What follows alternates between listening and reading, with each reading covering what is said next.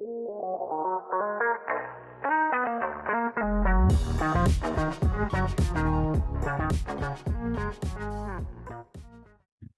good morning, good afternoon, good evening. Whatever time you're listening to this podcast or watching on YouTube, welcome to the 10 Golden Rules of Internet Marketing for Law Firms podcast. My name is Jay Berkowitz. We've got another great guest here with us today. Before we get rolling, just take a minute to tell you about some cool things upcoming. First of all, it's fall conference season, and there are a bunch of things coming up. Hope to see you if you're going to Great Legal Marketing. I'll be speaking there. Also going to the business of law. Maybe we're about 50-50 on whether or not we go to Law de Gras or Mass Torts Made Perfect. So hopefully we'll see you all in live and in person at one of the upcoming events. We were just at PIMCOM. It was fantastic. Further news, we've signed the contract. TGR Live 2025, our conference, 10 Golden Rules, Growth Strategies for Law Firms event, has been confirmed for the Opal Grand in Delray Beach, March 10th and 11th of 2025. So we'll be having information about that on our website, and we do hope you can join us. We had an awesome year last year. We had Bill Biggs talking about culture. We had Justin Lovely talking about artificial intelligence. We had an amazing video panel. We had a great technology panel. So we'll have more unbelievable speakers. As I go to all these conferences, frankly, the best speakers I see, I recruit them for TGR Live. So we're going to have amazing content. I'll be sharing some content. We look forward to seeing everybody at TGR Live 2025. Anyways, without further ado, Craig Paxson, welcome to the 10 Golden Rules of Internet Marketing for Law Firms podcast. Thank you, Jay. I'm glad to be here. So tell us a little bit about yourself and your journey and how you got to your current place. Well, my entire journey would take a long time to go over. So let's just start about 8 or 10 years ago. I was CEO of a $8 million business, and we merged with a couple other companies. And after transition, I was given my bronze parachute to go away, not a gold parachute. I still have to work. Just a bronze one. So I decided at that point that I would go into small business coaching and consulting. That was right before the pandemic hit. Great timing. But I've been doing that for 4.5 or so years now, working with small businesses on strategy and execution topics. I got one law client, and she referred me to another who referred me to another. And I was like, I kind of like working with these lawyers. It seems like it's working out pretty well. I've never worked in a law firm. I don't have any law background, but I enjoy working with the owners of these small law firms, and, bringing that different perspective of outside of the legal realm, I think is really what makes me and my clients work together so well. So yeah, so now being a fractional COO or fractional chief of staff for small law firms. Great. And what does that normally look like? Like, how often are you meeting? What are the functions that you're doing on behalf of the CEO or the partners? Yeah. I mean, it's what I am. I look at myself as sort of the strategic right-hand man to the owner of the law firm, right? So in some cases, I'll be doing strategy work, helping them plan out how do we win the market, what are the things we have to do in order to get the results that we want. In other cases, I'll be helping them with employee relations, right? How do we have a coaching conversation with employee, hiring and onboarding? What kind of IT or technology solutions should we be looking at, right? Whether it's a law firm specific platform, or it's something completely different, right? And it's, a platform for training or a CRM or something like that.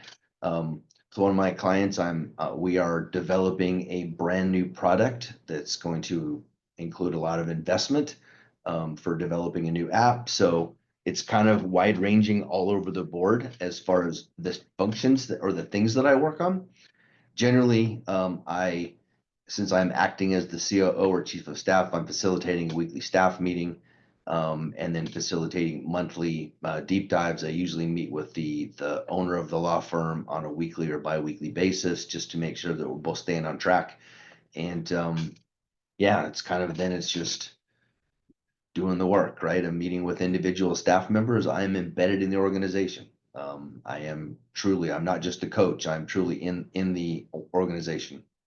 And are these typically in person or are they remote All engagements? remote. Yep, all remote. I don't have a single client here in Nashville that I meet with, so everything is remote, which is actually a lot easier. By the way, if you were watching this on video, you'd see Craig's got a Smashville logo in the background, and he's in Nashville, and I'm from Winnipeg, and I'm a Winnipeg Jets fan. But we're going to leave that rivalry till the end. But Yeah. we definitely got to cover that one. So I guess the other question I had was operating systems. We touched on this a little bit the other day, and you kind of have sort of a hybrid solution of EOS, a little bit of Rockefeller habits, gazelles. Talk to me a little bit about what you like for the firms to do as an operating system. Yeah, one of my operating principles is actually principles before practice. So I tell my clients it's much more important to understand the why something works than just the step by step, right? And that's what I've always preached, right? I'd rather be a chef than a cook.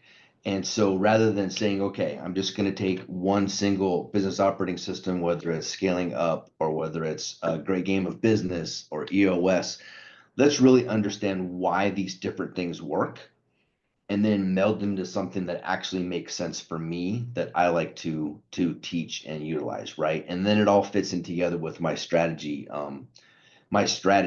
formulation process, the 7 questions of strategy. And so I've basically just melded all this together into my own system. It links how do we compete in the market, which is the most important thing. What kind of results do we want to get, all the way down to what do we do today and this week to make sure that we actually get to those things. Don't utilize any proprietary terminology. Simply because I don't want to get it confused with anything, but the system, I think it's like the best of all breeds kind of put together. Cool. And so what are some of those functioning principles, like you talked about a weekly meeting? In EOS, we have, our L10 meetings, we have our Right. VTO Yep. and all of our different Yep. buzzwords Yep. in terms of how we run our company.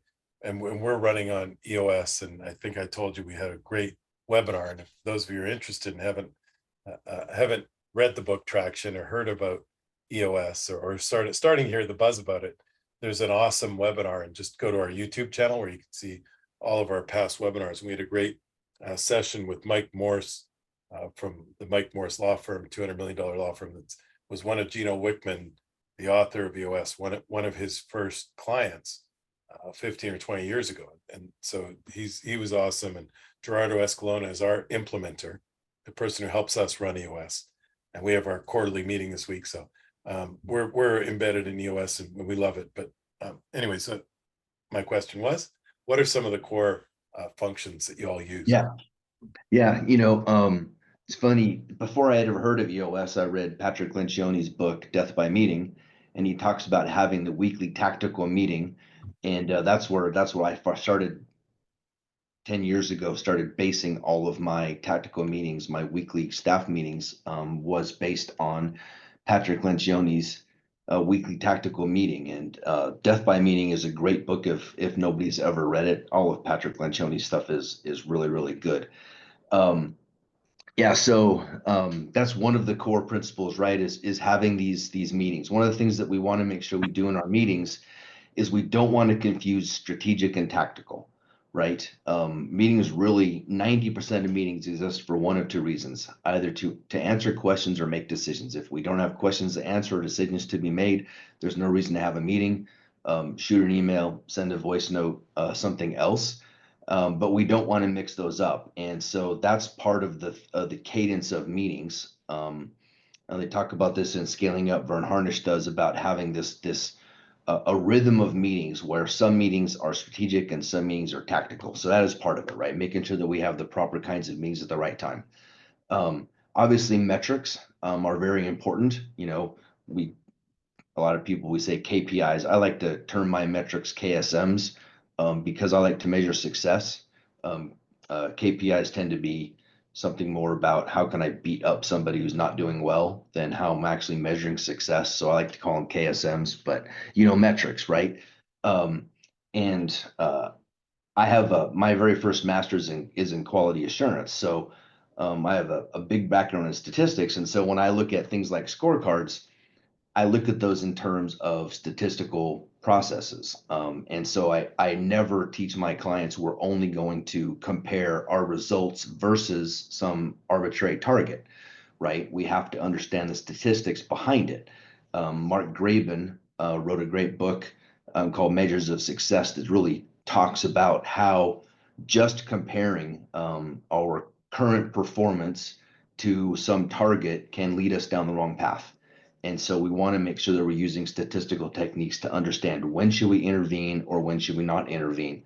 And that is one of the drawbacks that I see in a lot of scorecards. A scorecard is better than no scorecard, but a scorecard can be really poorly utilized if we don't understand the statistical stuff behind it, right? So that's one of the drawbacks about using a scorecard, just as taught in EOS, is that there's not that extra foundation of when do we intervene? We may intervene when we shouldn't and should intervene and we don't, right? So that's the other thing. Those two things, and then there's the quarterly stuff, right? This has been talked about a lot, whether it's the 12-week year, another really good book, but quarterly projects, right? So I think the three most important numbers for every single business is 3, 13, 7. 3 years. What do you want to look like in 3 years? That's a really good time frame, right? Cameron Herold's book, Vivid Vision, really talks about that. I like to take that and then say, okay, great, we got this really vivid vision. Let's put some numbers behind it that tell us if we're actually getting towards that vivid vision. So 3, 13-week quarters, right? 12 weeks to execute, 1 week to review and plan, as described in the 12-week year. And then 7 days, right? How do we execute every 7 days so we actually get stuff done? So 3, 13, 7. So everything that we do is based on that 3, 13, 7 framework. So the quarters for actually focus getting stuff done in a quarter that moves us towards that 3-year vision is really important. It's so hard when you're a busy business. It is. Focus on those quarterly rocks, right? It is. And so, with a lot of my clients, they keep throwing stuff out. I want to do this. I want to do that. I want to do this. I want to do that. Right. And you can't do everything. And you certainly can't do everything well. So, we put it on a list. It's, just put it in a parking lot. Okay. Yeah. You say you want to do all this stuff. We're going to come back to it during our next either monthly or quarterly planning and say, do we want to do this now? And if we're saying yes to this, what are we saying no to? Right. That is, coming from the coaching habit, you can tell I read a lot of books, right? So if you're saying yes to this, what are you saying no to? That's the other thing, that quarterly execution. So then, there's key processes too, and we document key processes in a very interesting way that I could get into, but it could take forever. But all that stuff rolls in, and really the thing about execution, strategy and execution is that you want to execute a strategy. And again, strategy is these two things. How do we win in the market and obtain the organizational results, right? We have to have both. If we don't win in the market, meaning that we're actually getting customers, we're creating value for customers, and we are then capturing some of that value for ourselves in the terms of revenue, we're not going to survive. But it's more than just winning in the market. We also want to go somewhere, right? We want to create a world that looks like something, a world for us as the owner, a world for our firm, a world for our customers, right? So, we look at what I like to say in my vision statements, instead of saying, to be, right? You see lots of vision statements like it says, to be the world's #1 leader in blah, blah, blah, blah, blah, right? Nobody cares what you want to be. What do we want the world to look like? I envision a world where my clients feel like this. My clients have this. I envision a world where I look like this. I feel like this. That's how I think about vision. So how do we get to that vision? How do we compete in the market? Everything flows from there. Awesome.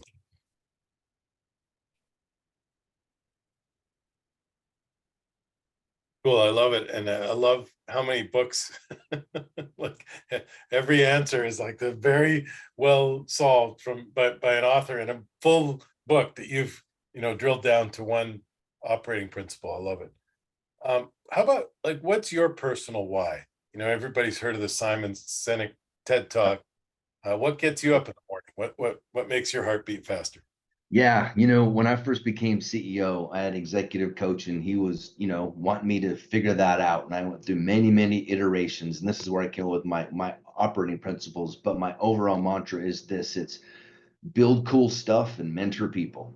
That's what I do, right? So where that building cool stuff is building a new production system or improving a process, or building a youth baseball team. I coach youth baseball that is competitive. Whatever it is, I love. Just let's build some cool stuff and then mentor people, right? I mean, helping people grow, helping people get better. My biggest success as a CEO was I had some young managers who went from not understanding a profit and loss statement to actually being in control completely of their profit centers, understanding all of their drivers and metrics and improving stuff and taking actions that I never ever even knew what was happening to make their businesses better, and mentoring them to get that good was just the biggest thrill. So that's build cool stuff and mentor people. That's what I do. Love it. Love it. Um, I always ask a question about any key pivots or changes in your life and the lessons learned from those that a young business person or a young attorney could apply.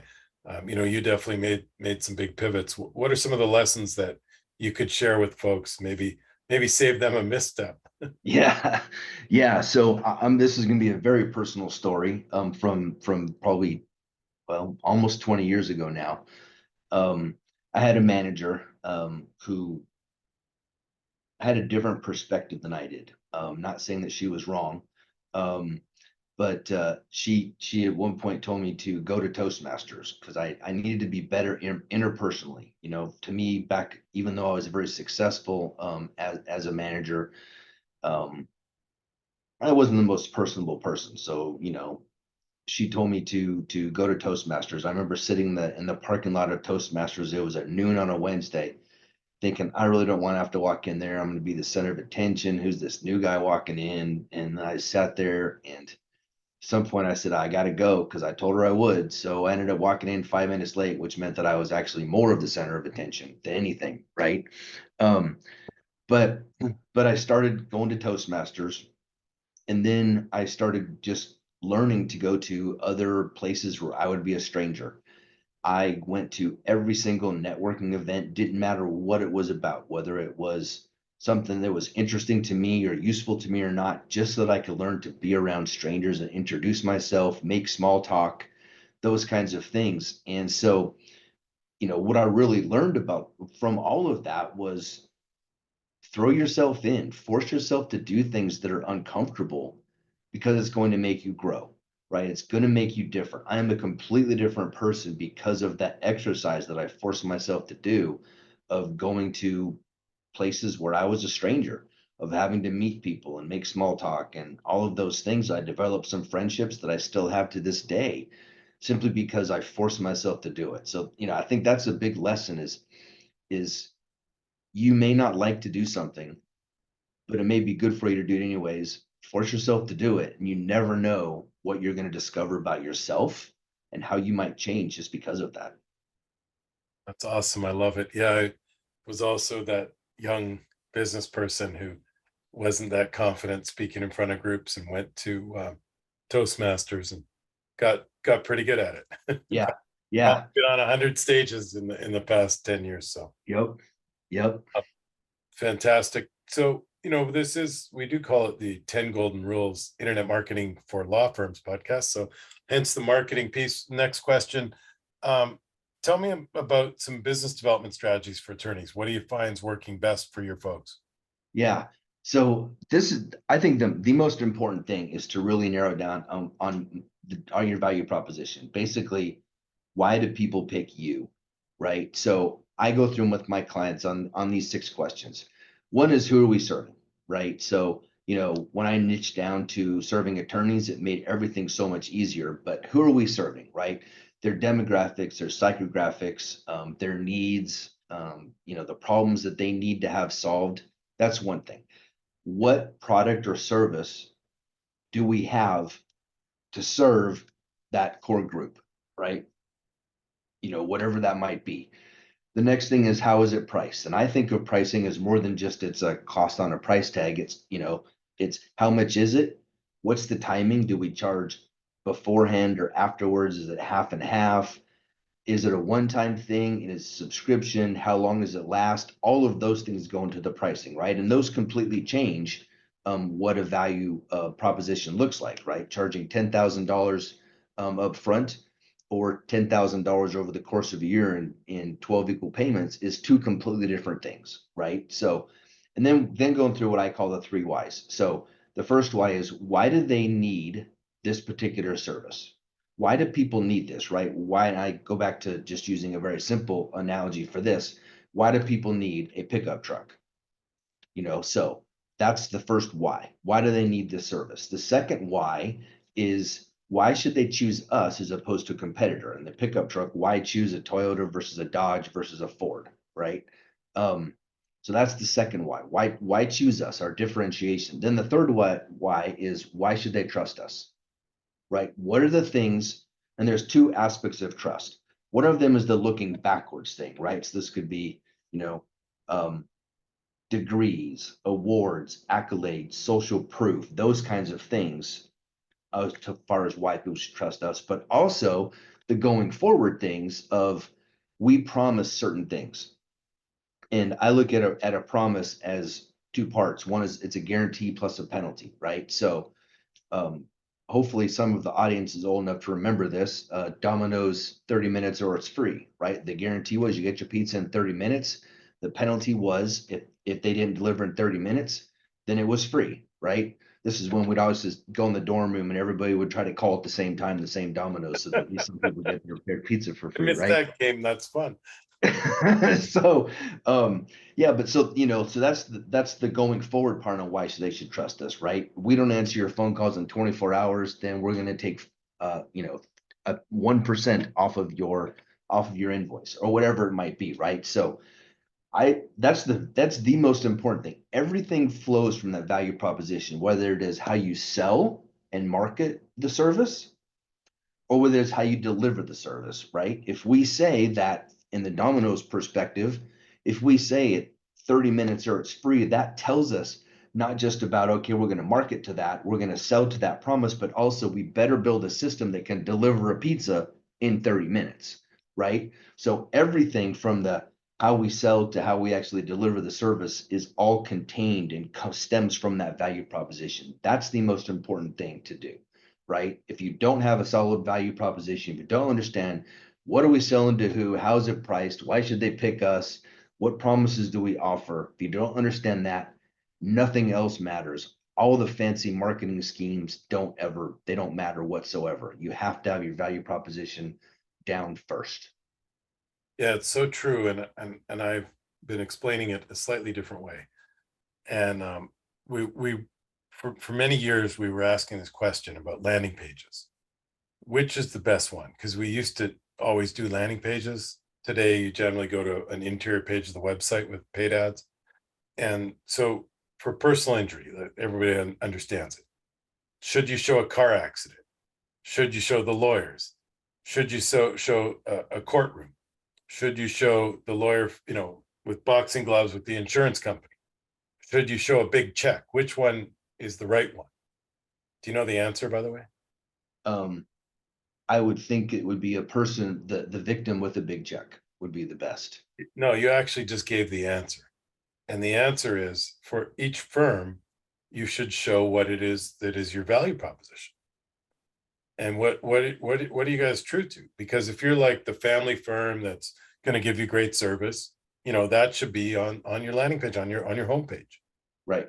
If you're the big check guys, you should be the big check guys everywhere. Your brand should be consistent. Your billboards, Right. or even your Google ads, like Right. we'll get you the biggest check, and that's what your value proposition is, and that's how the firm's set up. Yep. Because some firms are just not set up that way. Some firms will get you a check fast, and they're not going to go to court. So Right. um, Right. but I think your point was very well made about narrowing down your value proposition. Now, I just want to make sure I had four, and the fourth was the three whys. Do the three whys mean 4, 5, and 6? Yeah, 4, 5, and 6. Yep. Yep. So really the first three is going to be, who do we sell? What do we sell? How is it priced? And then the three whys of, why do they need this? Why should they choose us? And why should they trust us? Great, perfect. So I got it right. And for posterity, those of you listening, if you were like me and you're taking when Craig speaks, it sounds very authoritarian. Like, this is going to be great. Here's the 6 things to narrow down your value proposition. And those of us who use 10 golden rules or 6 things, when you start a list, people want to know. Yeah. Okay, that's great. Well, I think, maybe I'll just open it up to you. Like, is there one other thing people should know about your product and service, if they're thinking of looking for some help managing their law firm? Yeah. So, it's different than being a coach, right? I worked with 3 of my clients are with Law Firm Mentor, right? And they have wonderful business coaches who I've met and actually I've worked with.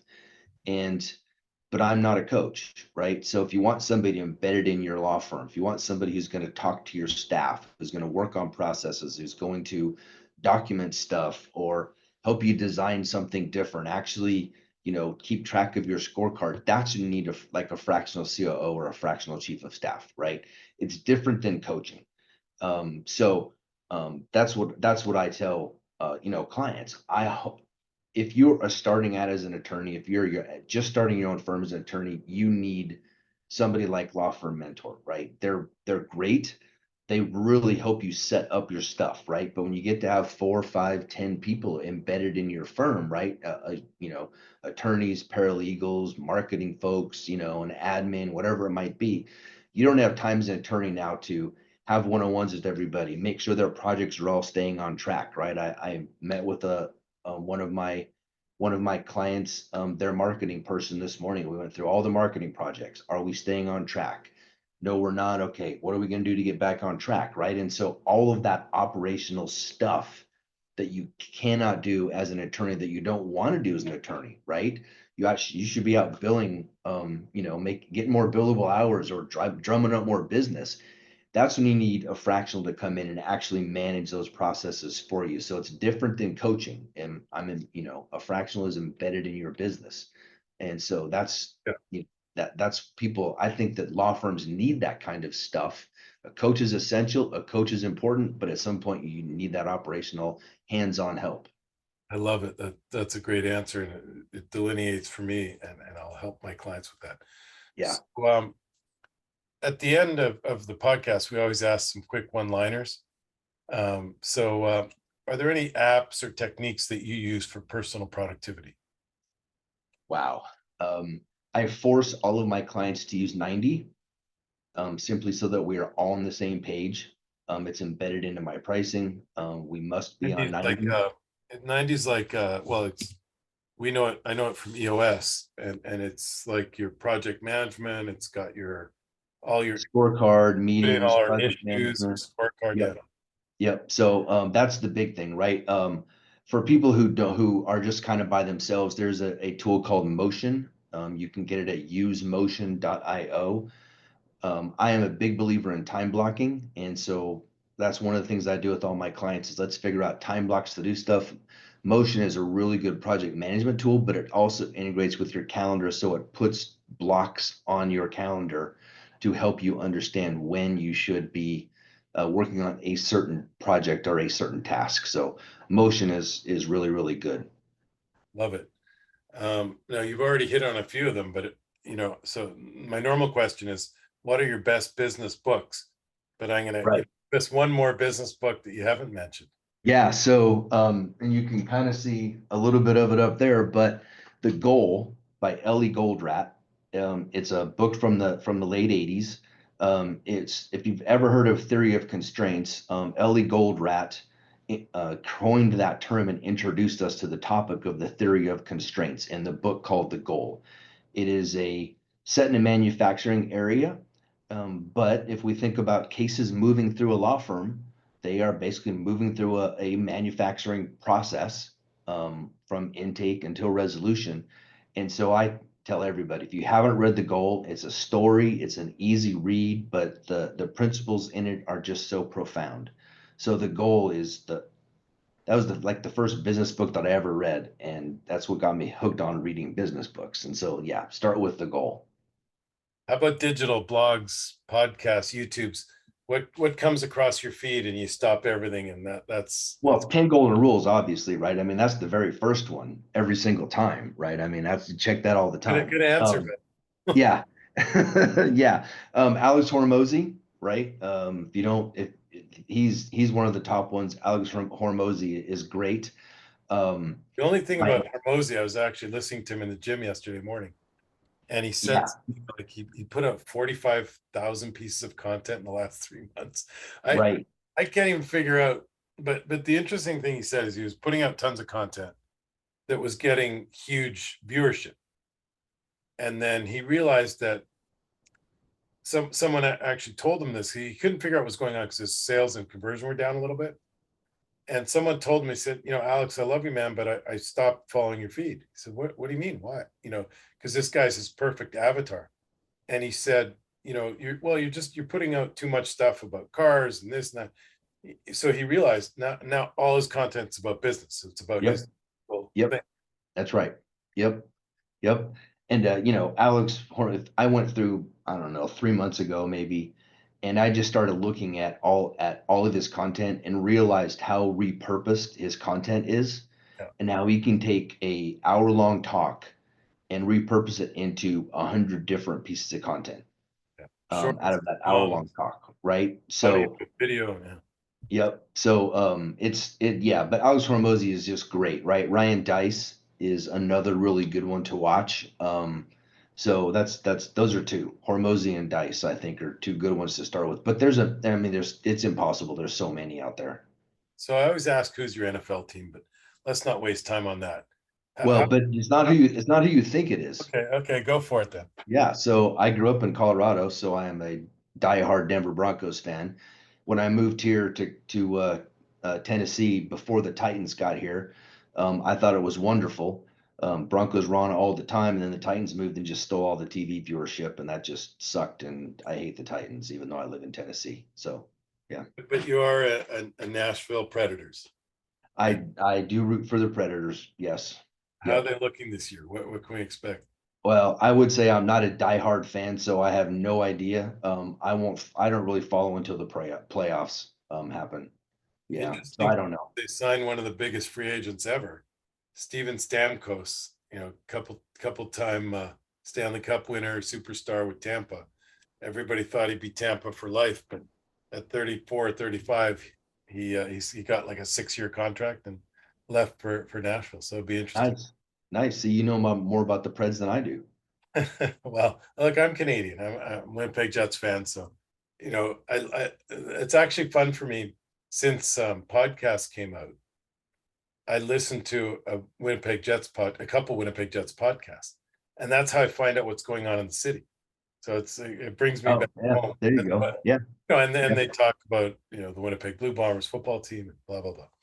So what's a great introduction for you? Who's a great intro? Yeah, so any attorneys who own a law firm of 20 or less people, who want to be more entrepreneurial, right? That is, don't want to have just a practice. They want to actually have a real good solid business. Those are people who are great intros for me, whether it is for fractional COO work or half-day strategy sessions, which I also do. Um, those are really, really good introductions. Great. And if somebody knows that intro, where can they find you? So go to visionaryresults.com. That is my website. I have there's a couple things going on there. One of them is I have the 2025 Law Firm Excellence Brief downloadable from there, which has a lot of basically it's kind of like doing a SWOT, or at least the opportunities and threats part, growth rates, some industry factors that may affect small law firms for 2025. And then from that, they can go and take what I call the firm foundation assessment, which is an assessment designed for small law firms compare themselves with the Baldrige excellence criteria. Baldrige is a federal government program run by the National Institute for Standards and Technology, NIST, that you can get awards and stuff at that. I was a Baldrige examiner for a while, so it's a great way to compare how your firm does compared to the best firms in the world. So yeah, you can take the firm foundation assessment and get a 12-page report that probably tell you more than you want to know about how your firm is doing compared to the way it should be. I love it.